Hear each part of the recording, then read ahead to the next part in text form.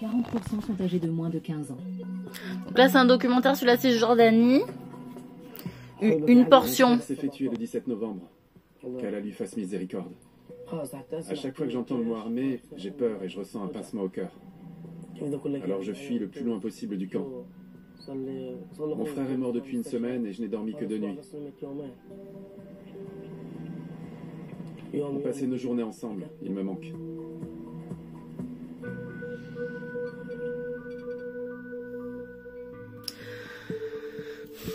Donc là, on va bien écouter, hein.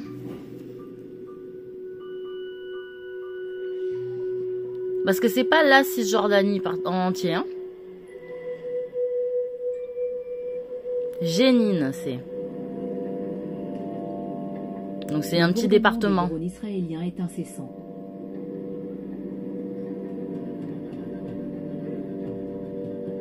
Le camp de Jénine est considéré comme un bastion de combattants de la résistance palestinienne. Avant le 7 octobre, les raids israéliens n'étaient menés que la nuit. Depuis l'attaque du Hamas sur Israël, ils ont lieu aussi de jour. Ce qui augmente le risque pour les enfants d'être tués dans des tirs croisés.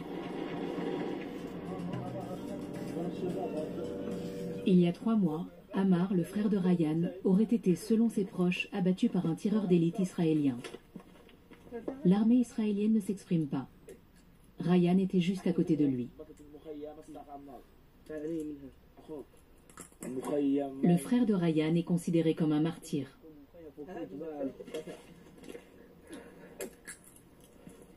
Mes plus beaux souvenirs du camp sont avec Ammar. Lesquels, par exemple? Par exemple, quand on se réunissait tous ensemble et qu'on allait à la piscine. J'en ai bouffé de ça, hein. Je n'aime plus venir ici. Quand mon frère était encore en vie, c'était bien, mais maintenant, je ne supporte plus cet endroit.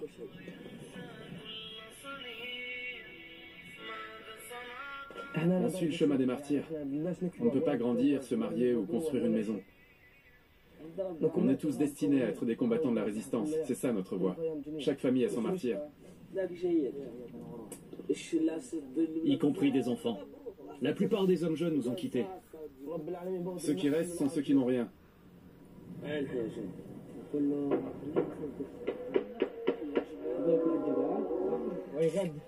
Ils peuvent lancer des missiles ici. Il a riposté. C'est normal, à sa place je ferais pareil. Voilà la Jeep. Où ça? Là. Les habitants du camp sont majoritairement les descendants de Palestiniens expulsés de la région d'Haïfa, l'actuel Israël, après la guerre de 1948. Ce territoire d'à peine un demi-kilomètre carré est sous la juridiction. Donc ils ont été expulsés, d'accord, d'Haïfa, donc d'Israël actuel, et ils sont venus se mettre ici. Donc il est considéré du fait comme un bastion parce qu'il résiste, ok? De l'autorité palestinienne. Donc ils sont sous l'autorité palestinienne. Il y en a une? Je suis pas au courant. Moi j'entends le Hamas, j'entends pas la Palestine ni une autorité palestinienne. Donc va falloir éclaircir, on va voir. Chaque génération a fait l'expérience personnelle de la violence. Repère de groupes armés palestiniens, le camp est régulièrement la cible des forces israéliennes. De groupes armés. De groupes armés, pourquoi? Parce qu'ils n'ont pas d'armée, les Palestiniens. Israël a une armée, mais les Palestiniens n'en ont pas. Cela leur est refusé depuis au moins 50 ans. Donc c'est des groupes armés. Donc on peut me parler de milices, de brigades, de ci, de mi. À un moment donné, on ne leur a pas permis de faire une armée. Donc effectivement, il n'y a pas de militaires. C'est des civils qui se bagarrent, forcément. D'accord? Les garçons sont les plus exposés. Après une série d'attentats suicides en Israël et en Cisjordanie, l'armée israélienne a lancé un assaut contre Jénine en 2002. Alors, comme je l'ai déjà dit précédemment, les attentats suicides, le premier qui a eu lieu, c'était un chiite iranien au Liban, d'accord? Donc, c'est pas une spécialité sunnite, vous voyez? civils palestiniens et 23 soldats israéliens. Et c'est pas une spécialité, de toute façon, de l'islam de se suicider. Hein. Ça, il y a une propagande qui est faite sur les attentats suicides. À aucun moment le fait, quand on combat et qu'on meurt au combat, c'est martyr. Quand on s'auto-suicide pour tuer des civils innocents, on va en enfer. Hein, on va pas au paradis avec 1000 vierges. Détrompez-vous. Hein. Enfin, la différence. Youssef est fan du Real Madrid. Âgé de 9 ans, il est l'aîné d'une fratrie de 3 enfants. Voilà, donc c'est ça aussi que je veux qu'on arrête, hein, cette histoire avec le foot. C'est-à-dire que pour émanciper un pays, on va chercher des bons éléments dans le foot et ils n'ont que cette voie-là pour pouvoir s'en sortir. Et que finalement, après, ça fait des embrouilles avec des joueurs de football à des millions d'euros, ça les empêche d'investir là où ils voudraient investir, etc., etc. Donc moi, c'est tout ça aussi que je dénonce dans le sport et qu'il faut que ça s'arrête. Si les gens ont envie de faire des dons parce qu'ils ont gagné une coupe ou ils ont participé à faire gagner un autre pays que le sien et qui prend l'argent et qui va en faire bénéficier son pays d'origine, il n'y a pas un problème. Ça vous regarde pas. Il a gagné légalement, son pognon est privé, point barre. Qu'il y ait des sponsors ou qu'il n'y ait pas des sponsors, à un moment donné, il y a un engagement. Revoyez les petites lignes dans vos contrats, messieurs, dames, les sponsors, hein, je vous le dis dans le sport. Hein. Parce que ça va chier, moi je vous le dis. Hein. Force au mieux de les préserver de la violence.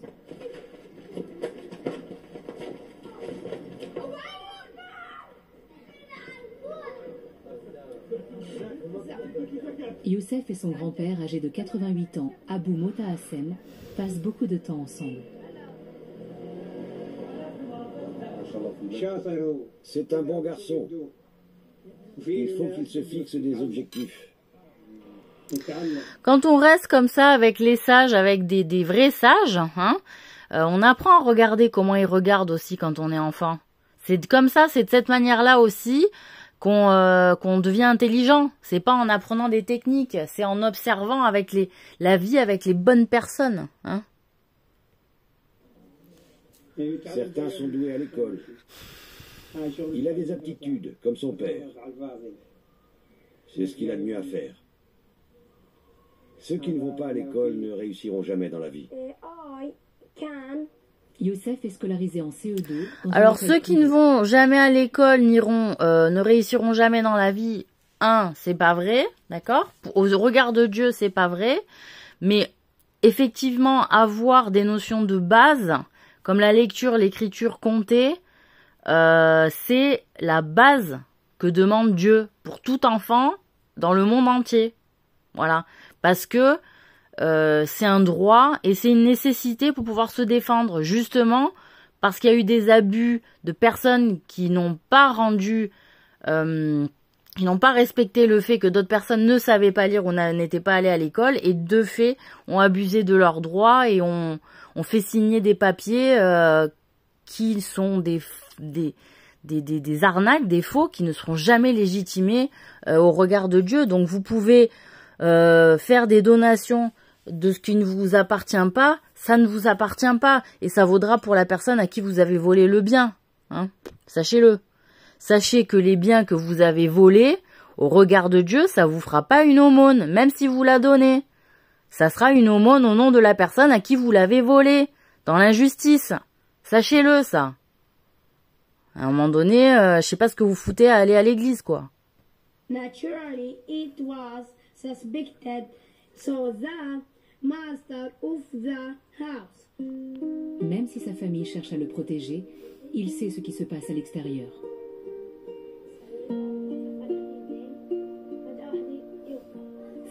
J'ai été réveillée par des tirs. J'ai vu un bulldozer et entendu le bruit. Je savais que c'était l'armée. J'ai allumé mon téléphone et je me suis rendormie. Les bulldozers font un bruit genre douf, douf. Mais ils n'entrent pas dans les maisons. Il y a juste eu des tirs et des affrontements, c'est tout. La routine.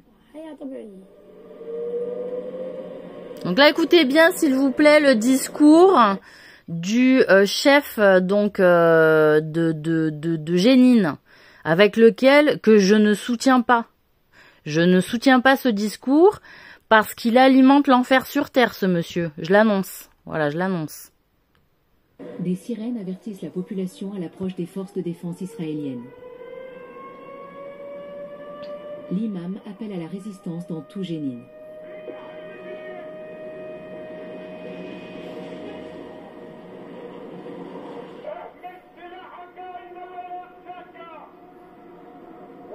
Prenez vos armes.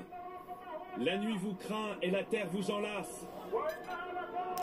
Alors, la nuit vous craint et la terre vous enlace. J'espère que la traduction est correcte, qu'on me fasse pas se dire de la merde sur quelqu'un qui est un imam et qui est arabe, d'accord? Mais la nuit vous craint. Il y a personne qui vous craint, qui que vous soyez. C'est à vous de craindre la nuit que Dieu a créée, que seules vos âmes dépendent de ce qui peut se passer dans cette nuit. Il y a un petit problème dans le discours de l'imam. La nuit vous craint. Non. C'est à vous de craindre la nuit que vous impose Dieu. Et il y a seul Dieu qui peut vous en sortir de cette nuit. C'est la révolution.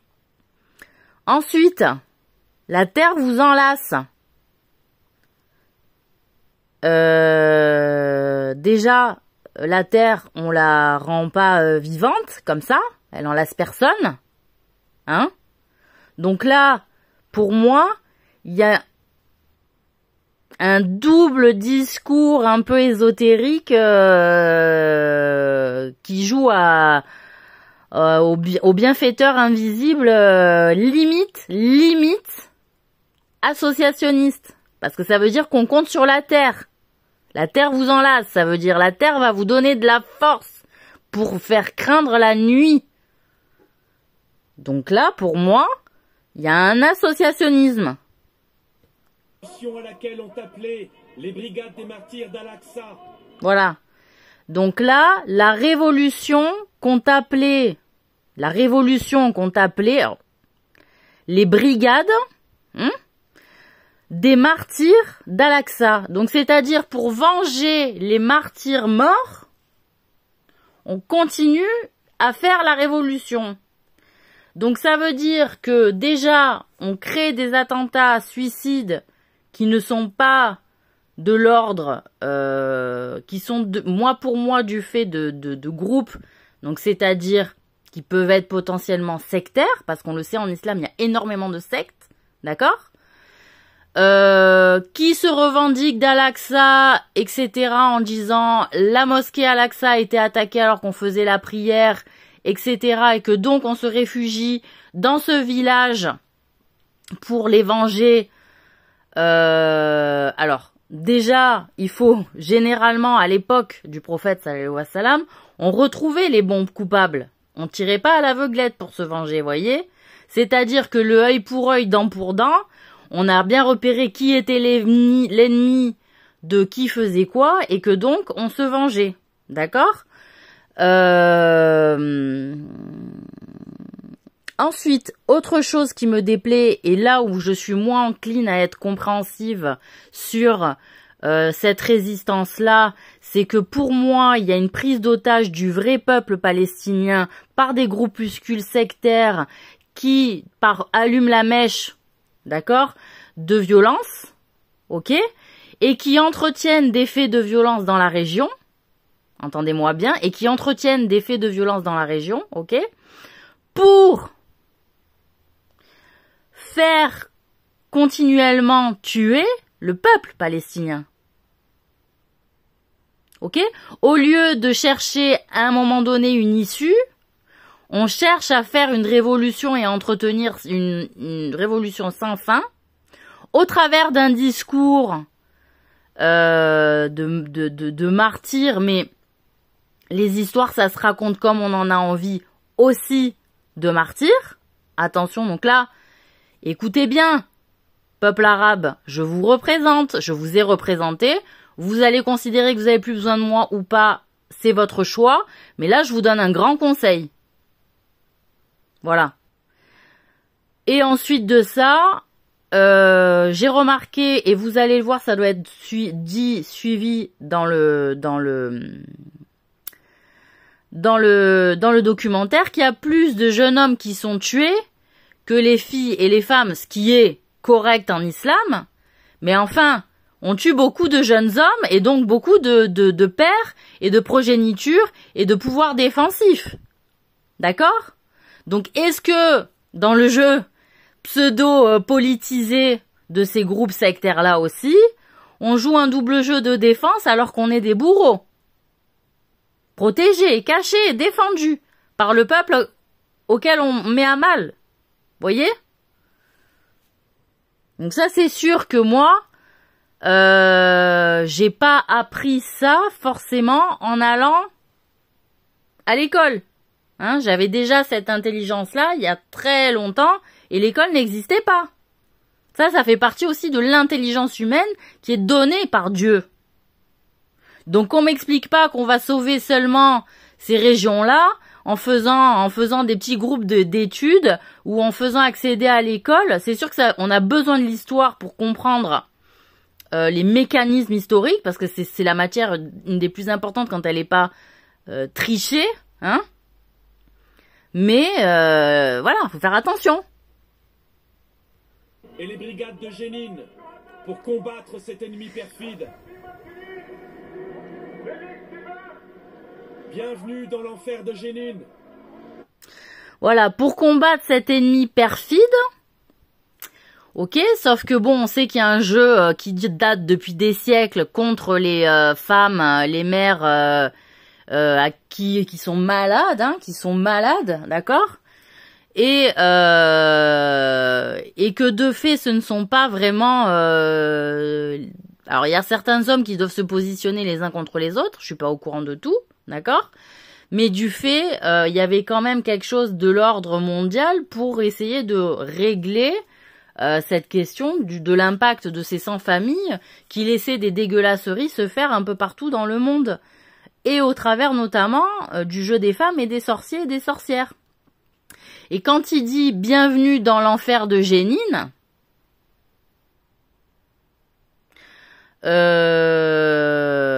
l'enfer ça lui plaît apparemment sur Terre, à cet imam. Donc c'est drôle que ce monsieur soit pas considéré comme un chef de guerre et comme un imam, parce que le problème des imams, je suis désolée de vous le rappeler, chez les sunnites, les imams ne sont pas infaillibles.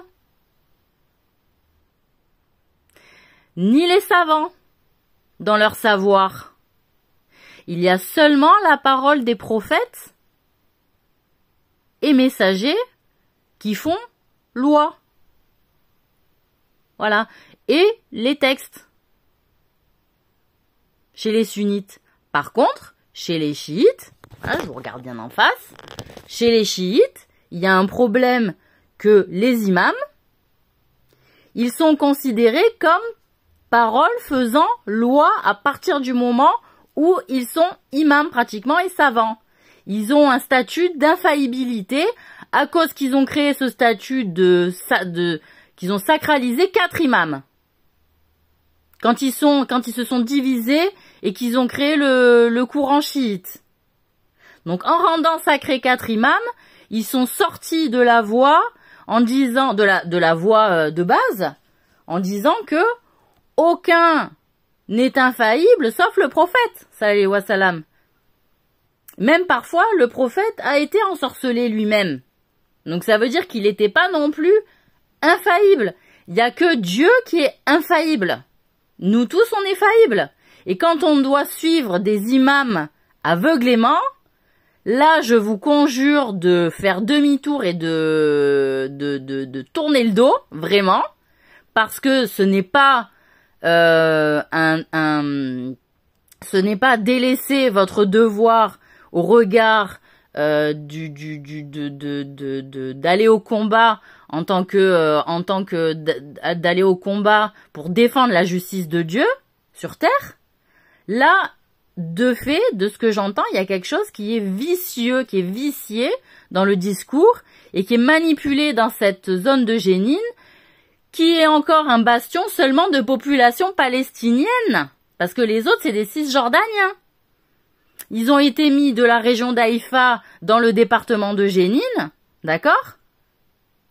et ils sont pris en étau par cet imam qui dit bienvenue dans l'enfer. C'est-à-dire vous allez vivre un enfer, vous n'allez pas en sortir parce qu'on va continuer continuellement cette fausse révolution en réalité pour décimer les hommes. D'accord? Et là, j'ai un grand problème parce que c'est ce que je suis en train de comprendre quand je regarde le documentaire, justement. Donc, ces brigades d'Al-Aqsa ou la brigade de Jénine qui se revendiquent comme défenseurs de la justice de Dieu sur terre, je mets un gros bémol. Je dis attention au double discours. Parce que là, on est dans une forme de terrorisme qui se cache derrière de la justice de Dieu. Mais la justice de Dieu, elle cherche à un moment donné une voie vers la paix. C'est ça l'islam.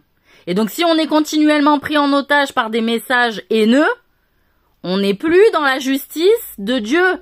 Et on peut être dans un associationnisme caché. Voilà. C'est ça que j'ai à dire.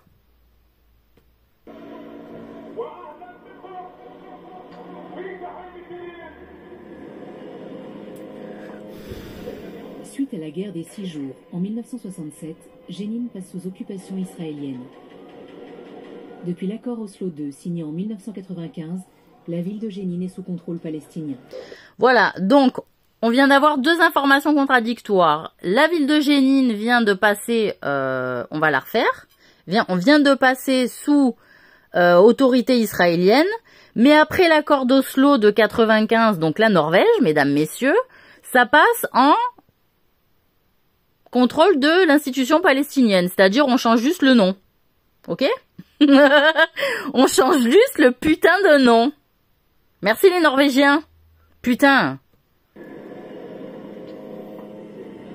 Suite à la guerre des 6 jours, en 1967, Jénine passe sous occupation israélienne.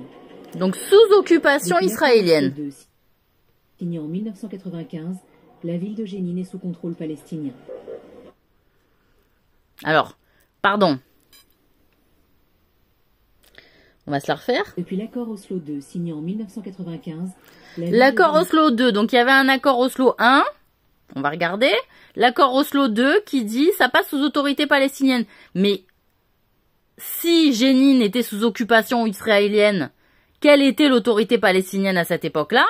Et qu'est-ce qui fait qu'un espèce d'accord avec un papier, une signature, qui a signé cet accord d'Oslo 2, qui s'est fait passer pour une autorité palestinienne pour en prendre le contrôle? Puisque ça se métamorphe et que ça peut passer de pays en pays en se faisant passer pour, et que moi, si je pouvais encore, je me mettrais en noir, et que l'autre, il se met en blanc, et que l'autre, il se met en arabe, et que l'autre, il se met en sunnite, et que l'autre, il se met en djihadiste, et que l'autre, il se met en israélien. Vous foutez de ma gueule. Oslo 1, Oslo 2, vas-y, on change, occupation israélienne, autorité palestinienne. Elle est où l'autorité, là? C'est cet imam-là? Mais depuis 95, c'est le même? Non? Sûrement pas.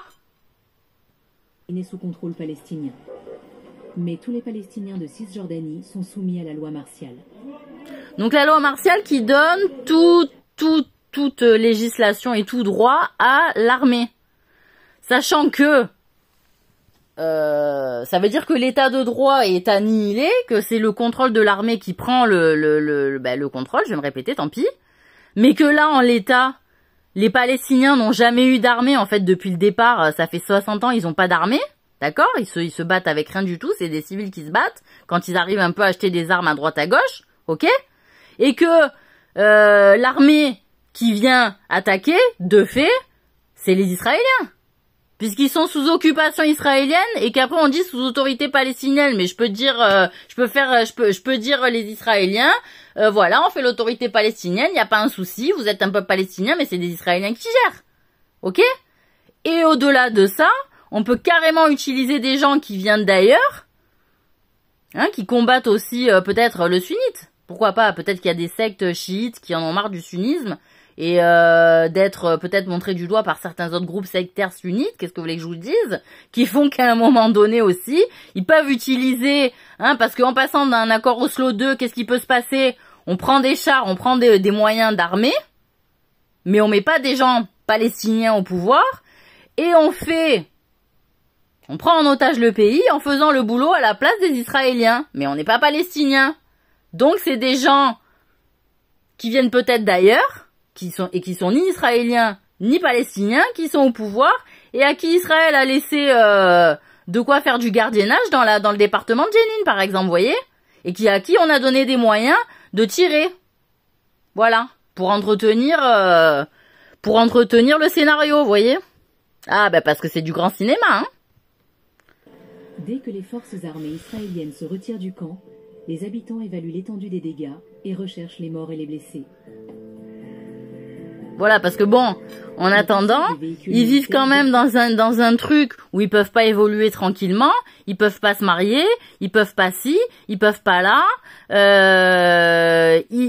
tout qui est cassé, on peut pas construire, il y a pas d'avenir, il y a pas de projet, il y a pas d'investisseurs qui peuvent venir, alors que c'est des territoires que s'il y a la paix, bien sûr qu'il y a des investisseurs qui vont venir si on est là à changer de mentalité, à respecter juste les mœurs des gens qui vivent sur place. Merci beaucoup. Sans déconner. Le revêtement des routes, ainsi que le réseau d'eau et d'égouts déjà médiocre du camp. Voilà, le réseau d'eau, les maladies, les gnagnagnis, les gnagnagnas, c'est bon. Effectuer que des réparations de fortune. Ouais. Les premiers cortèges funèbres ne tardent pas à apparaître.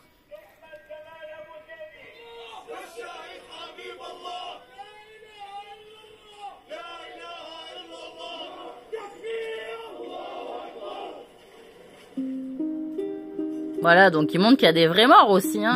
Zahar est enseignante dans une école du camp. Elle veut rendre un dernier hommage à ceux qui viennent de décéder.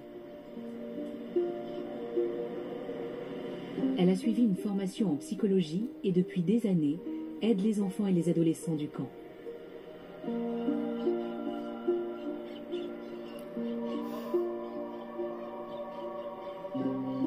Qu'ils soient combattants de la résistance ou non, tous ceux qui meurent sous les assauts de l'armée israélienne se voient attribuer le titre de martyr, y compris les enfants, les adolescents et les simples passants.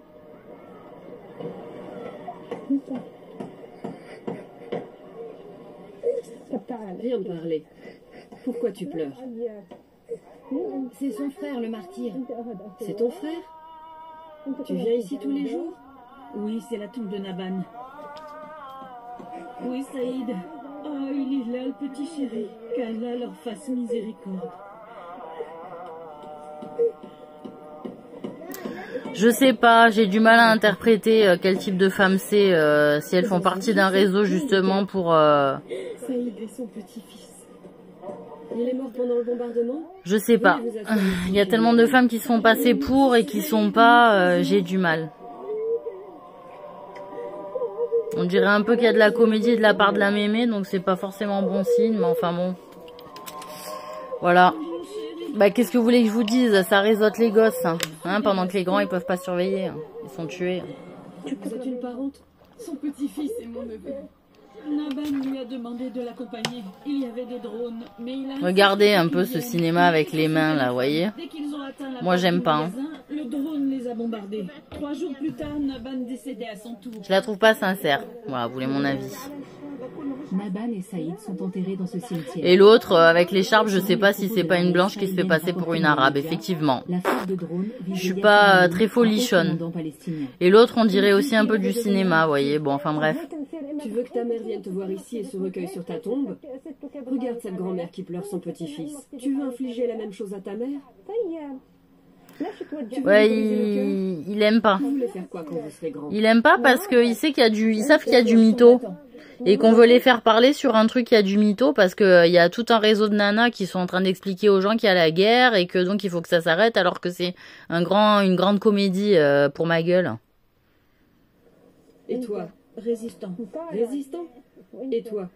Défenseur du... Bah parce qu'on sait aussi ce que ça veut dire. Moi j'ai capté cette histoire. C'est-à-dire à l'époque il y avait le jeu de Toby. C'est-à-dire on va faire serrer la main d'un jeune garçon à une dame. D'accord, parce qu'elle avait un statut particulier et que elle avait droit à son petit Toby, hein.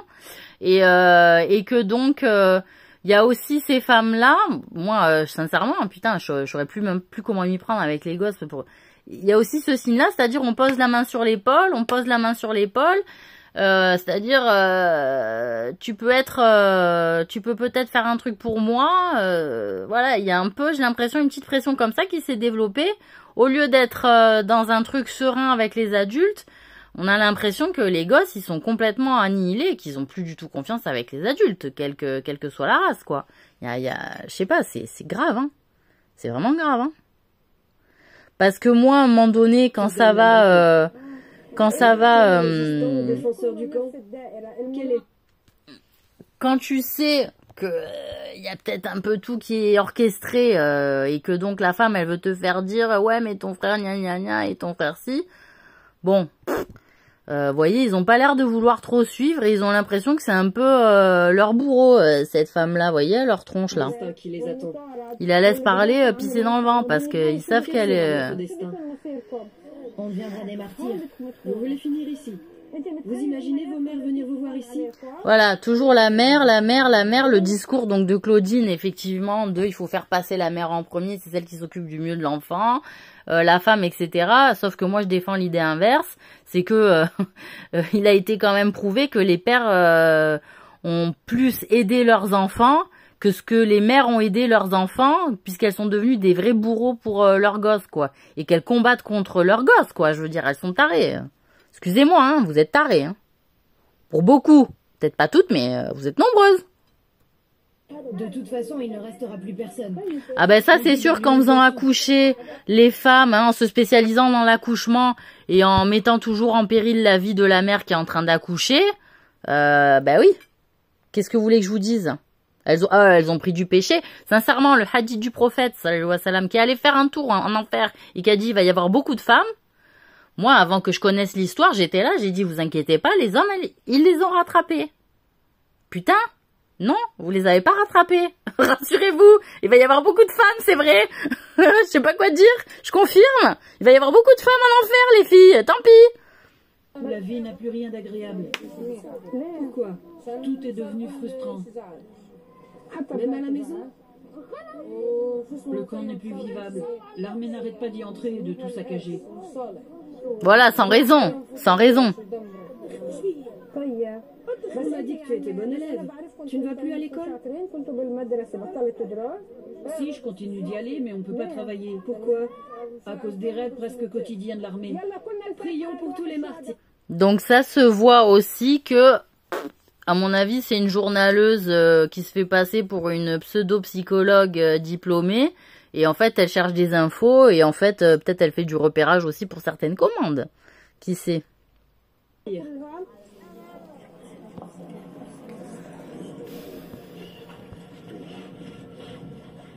Ryan et son père Abou Ammar viennent régulièrement au cimetière pour embellir la tombe d'Ammar.